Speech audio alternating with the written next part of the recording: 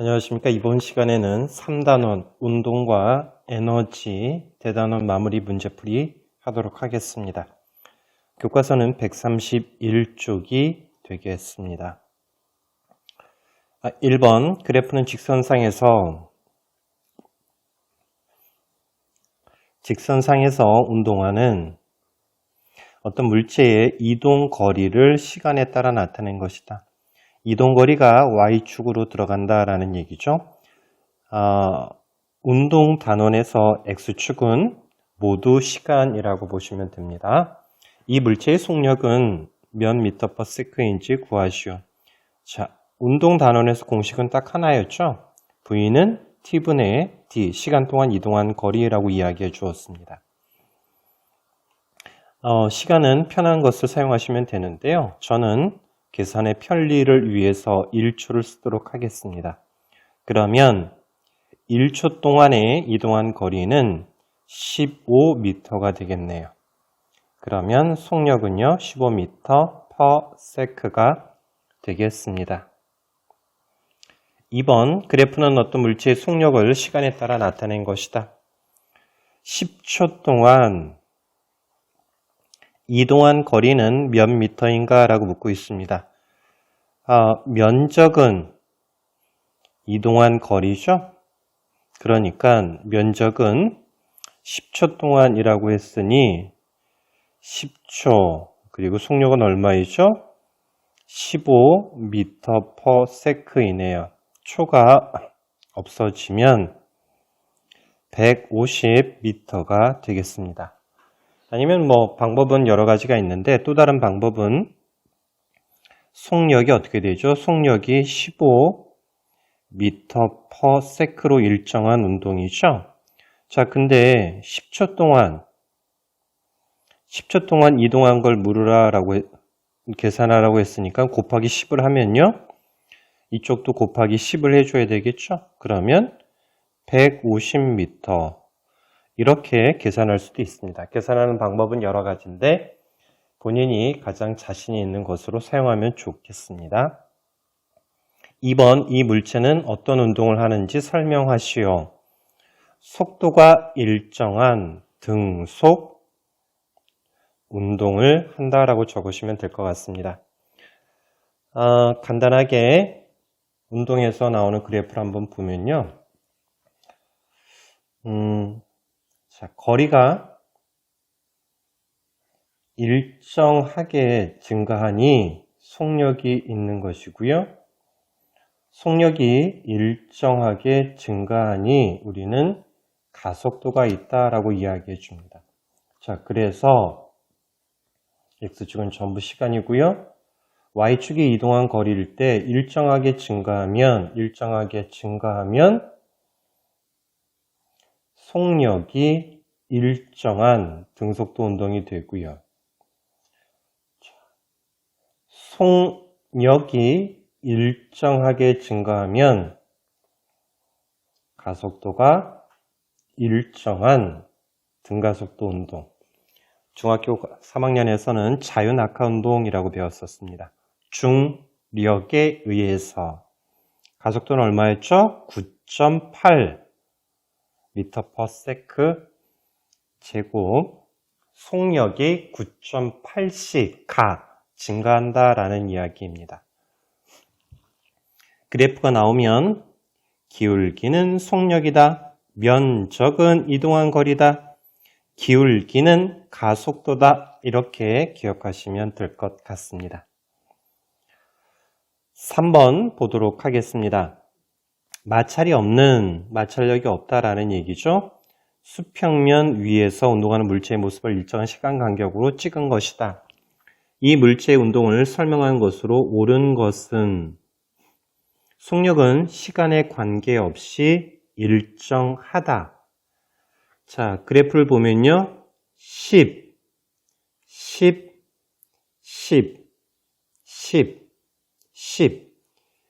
증가하는데 10씩 일정하게 증가하죠. 그러니까 무슨 운동이죠? 등속 운동이라는 얘기입니다. 속력은 시간에 관계없이 일정하다. 기억이 맞는 설명이고요. 2번, 이동거리는 시간에 관계없이 일정하다. 일정한 시간 동안 이동한 거리가 일정한 것이죠. 틀린 설명이고요. 또는 일정하게 증가하였다 이렇게 표현해줘도 될 것 같습니다. 3번, 속력은 일정하고 맞는 설명이죠. 방향이 변하는 운동이다. 자, 방향이 변하지 않죠. 수평면 위에서 이동하는 것이니까요. 틀린 설명이 됩니다. 고등학교 가서 배우겠지만 방향이 변한다라는 얘기는 힘을 받아야 된다라는 것입니다. 4번, 물체의 일정한 크기의 힘이 계속 작용하고 있다. 자, 힘이라고 하는 건 뭐라고 했습니까? 힘은 변화입니다. 만약에 힘이 없다면 변화가 없습니다. 등속 운동이라고요. 근데 힘이 있어요. 중력이 있어요. 그러면 속력이 변하겠죠? 근데 중력은 일정하니까 어떻게 변하죠? 일정하게 속력이 증가한다라는 얘기죠. 얼마요? 9.8이요. 힘이 작용하고 있다. 틀린 설명이죠. 등속 운동이니까요. 5번, 시간이동 그래프의 모양은 시간축의 나라는 직선 모양이다. 자, 이동거리 이런 거죠. 기울어진 직선이죠. 이동거리가 아니고 속력일 때는 5번이 맞는 설명이 되겠죠. 시간축의 나라는 직선 모양. 자, 문제에서는 이동거리니까 기울어진 직선 형태다라고 적어야 될 것 같습니다. 정답은 1번이 되겠습니다. 자, 4번 자유낙하 운동화는 자유낙하 운동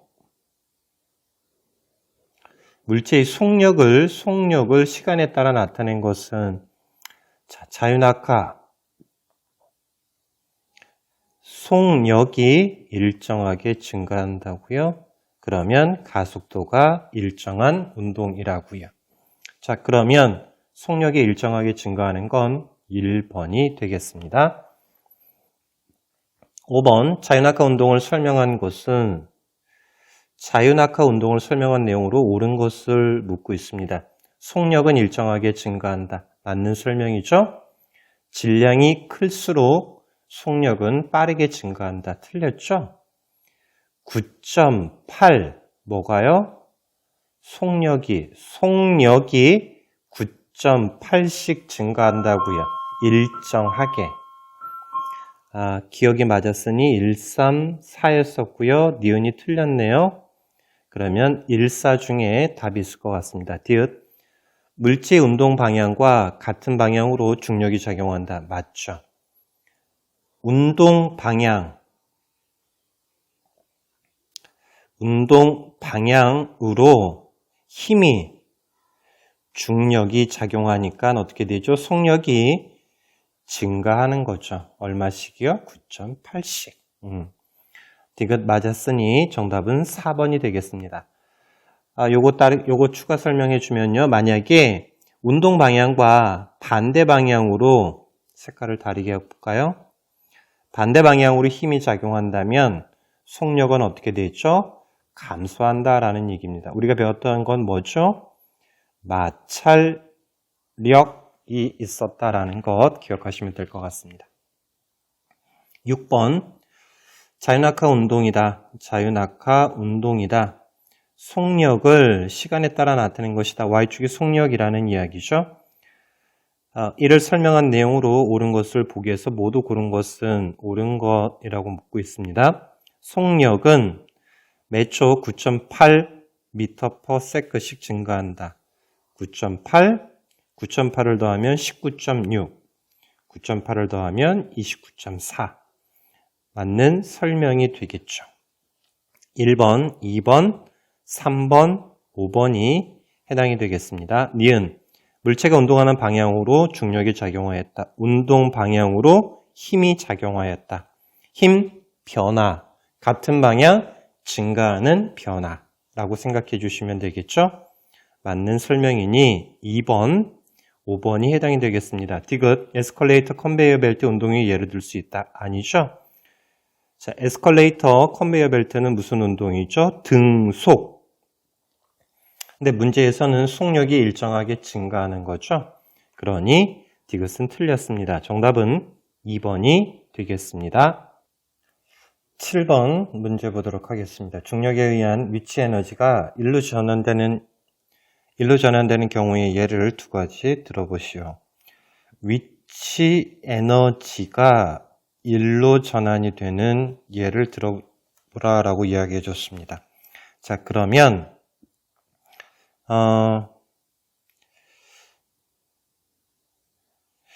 추를 그림이 좀 적절하지가 않은데요. 말뚝이 있을 때 높은 곳에 있는 추를 높은 곳에 있는 코로나19 감염 예방을 위해 식사 전에는 반드시 비누와 물. 높은 곳에 있는 추가 말뚝을 박는 이런 경우에도 높은 곳에 있으니까 뭐죠? 위치 에너지. 말뚝을 박는 것은 일을 하는 것이겠죠. 또 다른 예로는 높은 곳에 있는 물이 떨어지면서 물레방아를 돌린다. 이런 예를 적으시면 될 것 같습니다. 8번 그림은 질량이 10kg 물체를 지면으로부터 높이 1m까지 들어올리는 모습을 나타낸 것이다. 물체를 들어올리기 위해 필요한 힘의 크기는 몇 뉴턴인지 쓰시오. 화분인가요? 화분. 중력의 크기는 9.8의 질량을 곱한 값이라고 이야기해 줬습니다. 9.8에다가 질량이 얼마라고요? 10kg이라고 했네요. 그러면 중력의 크기는 98뉴턴이 되겠죠.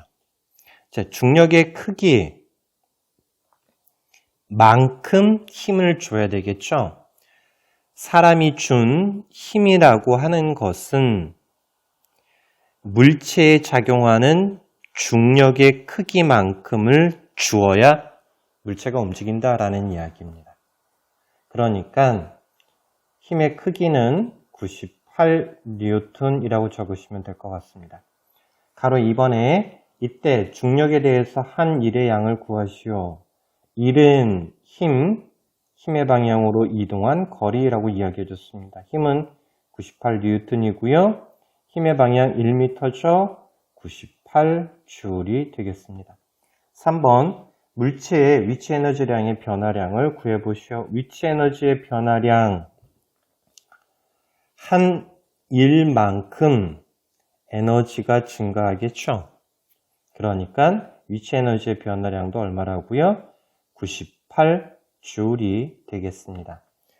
자, 다르게 한번 좀 생각해 볼까요? 다르게 한번 생각해 보면 위치 에너지는 위치 에너지 EP는 9.8 mH였죠.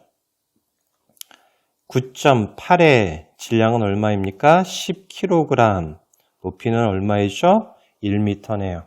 자, 조금 전에 봤던 거 기억나나요? 9.8의 질량을 곱한 것이 뭐라고요? 중력의 크기라고요. 그리고 그만큼 힘을 주어야 된다라는 얘기고요. 높이 1m는 사람이 힘을 주어 이동한 거리죠. 결국 한 일과 에너지의 변화량은 같다라고 생각하시면 됩니다. 그 일이 위치를 변화시키는 일이라면 옆에다가 적어볼까요? 말로만 하니까 어렵죠? 일을 했다면 어떻게 된다고요? 에너지는 증가한다고요. 이 에너지가 위치가 증가하는 것이라면 위치 에너지가 증가하는 것이고요. 운동이 변하는 것이라면 운동 에너지가 증가한다 라고 이야기해 주는 겁니다. 반대로요. 에너지가 줄어들었다면 뭐죠? 그만큼 일을 했다라고 이야기해 주는 거죠. 자, 하나 더 추가해 보겠습니다. 물체를 들어 올릴 때는 중력의 크기만큼 힘을 주어야 된다라고 했는데요. 바닥에 있는 물체를 움직일 때는 얼마만큼의 힘을 주어야 되느냐? 마찰력의 힘만큼 주어야 된다라는 것도 기억하셔야 되겠습니다. 딱 두 가지입니다. 들어 올릴 때는 중력의 크기만큼, 접촉하고 있는 물체를 움직일 때는 마찰력의 크기만큼 힘을 주어야 된다라는 것 기억해 주시기 바랍니다. 자, 9번. 추를 낙하시켜 나무 토막을 밀어내리는 실험장치다. 나무 토막을 밀어내는 일을 했다. 추의 질량과 낙하거리가 3배가 되면 이동거리는 몇 배가 되는가? 질량이 3배, 그리고 낙하거리 3배니까 얼마가 되죠? 3, 3은 9, 9배가 된다라고 보시면 되겠습니다. 왜요? 위치 에너지는 9.8, 질량 높이의 곱으로 나타내니까요. 자, 10번 보도록 하겠습니다. 그림은 마찰이 없는 수평면에서 공이 운동하는 모습을 0.2초 간격으로 찍은 것이다. 공의 속력은 몇 미터 퍼 세크인지 구하시오. 공식 딱 하나였습니다. T분의 D. 0.2초였네요. 이동한 거리 10이라고 적으면 안 됩니다. 왜요? 센티미터죠. 문제에서는 뭐라고요? 미터 퍼 세크. 이런 거 틀리시면 안 되죠. 그러면 0.1 미터라고 적으셔야 되겠죠. 그러면 0.5 미터 퍼 세크 이렇게 적으시면 되겠습니다. 단위를 쓰는 건 나온 답이 문제에서 요구하는 건지 확인하는 데도 도움이 됩니다. 만약에 여기를 센티미터라고 적었으면 어떻게 될까요? 센티미터 퍼 세크가 되겠죠? 그러면 문제에서 미터 퍼 세크였으니 내가 잘못 계산했구나라는 걸 확인할 수가 있겠죠. 자, 2번. 이 공의 운동 상태가 변하지 않을 때 30초 동안 공이 이동한 거리는 몇 미터인지 쓰시오. 30초. 몇 배를 곱했죠? 30을 곱했습니다. 그러면 여기도 30을 곱해줘야 되겠죠? 3, 5, 15m를 이동했겠네요. 11번 가보도록 하겠습니다. 다음은 공이 자유낙하할 때 1초 간격으로 기록한 물체의 위치와 속력을 나타낸 것이다. 속력이 일정하게 증가하죠. 왜요? 운동, 방향과 같은 중력, 어떻게 된다고요? 속력이 증가한다고요. 중력이 어땠죠? 일정하죠. 그럼 속력이 증가하는 것도 어떻다고요? 일정하다고요. 자유낙하일 때는 9.8씩 증가한다라는 얘기죠. 자, 문제에서는 그래프를 그려 넣어라 라고 이야기해 줬습니다. 0에서 1초 사이에 4.9점. 그러면 가운데 부분에 4.9에다 점을 찍으시고요. 1에서 2초 동안 14.7이네요. 14.7. 한 이쯤이 되겠죠? 2에서 3초 24.5가 되겠네요. 24.5. 한 이쯤 되겠네요. 그러면 선을 연결해서 다음과 같이 그리면 될 것 같습니다. 12번 그림은 물체 A와 B의 속력을 시간에 따라 나타낸 것이다. Y축의 속력이라는 얘기죠. A, B는 어떤 운동을 하는지 설명해 보시오. 자, A는 볼까요?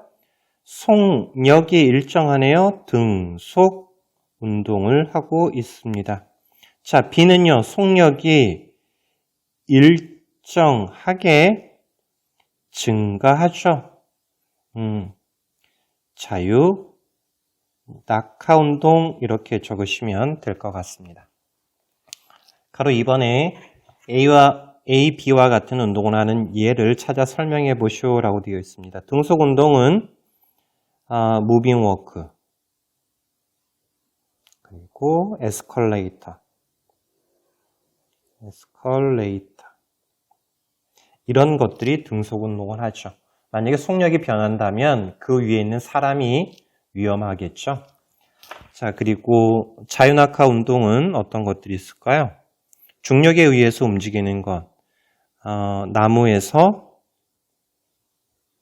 떨어지는 사과의 운동. 이런 것들은 속력이 일정하게 증가하는 운동이 되겠죠. 13번 그림은 무거운 상자를 들고 계단을 올라가는 모습을 나타낸 것이다. 이때 한 일의 양은 어떻게 구할 수 있는지 설명해 보시오. 일은 힘의 방향으로 이동한 거리라고 이야기해 줬습니다. 자, 이 힘 뭐라고 얘기해 줬죠? 중력의 크기이다라고 이야기해 줬습니다. 자, 중력의 크기는 뭐라고요? 9.8의 질량을 곱한 값이라고 하시면 되겠고요. 자, 이동한 거리는요. 이동한 거리 이것도 중요하죠. 수직 방향의 거리를 계산해야 되겠죠. 무슨 얘기냐? 만약에 그림에 있는 친구가 이렇게 이동해서 4m를 이동했다라고 하면 이동거리로 4m를 곱하면 안 되겠죠? 왜요? 힘은 위쪽으로 주고 있는 거죠. 그렇다면 계산을 할 때 수직 방향으로 이동한 거리를 계산해야 된다라는 이야기입니다. 자, 그러면 힘은 중력의 크기, 즉 9.8의 질량을 곱한 값으로 계산한다. 그리고 이동 거리는 수직 방향으로의 거리로 계산한다 라고 적으시면 될 것 같습니다. 자, 14번 자동차의 속력과 제동거리, 제동이라고 하는 건 브레이크를 잡는 것이죠. 그래서 속력에 따라서 브레이크를 잡았을 때 멈출 때 걸리는 제동거리의 관계를 나타낸 그림입니다. 속력이 2배가 되니 제동거리는 얼마가 됐죠? 4, 16, 4배가 되었습니다. 색깔을 다르게 해서요. 속력이 3배가 되면 제동거리는 몇 배가 되죠? 4, 9, 36. 3의 제곱이 된다라는 이야기입니다. 자, 그래서 일반적으로 자동차의 제한 속력이 100km/h인 고속도로에서 사고 예방을 위해 앞차와 최소 100m의 안전거리를 유지하도록 권장하고 있다. 위의 내용을 활용하여 도로에서 앞차와 안전거리를 유지해야 하는 필요성과 과속의 위험을 알리는 글을 작성해보자. 적으시면 되는데 간단한 기본적인 내용은 뭐죠? 속력의 제곱에 비례하여 제동거리가 증가한다 라는 얘기죠. 왜냐고요? 운동 에너지는 2분의 1 질량 그리고 속력의 제곱에 비례하니까요.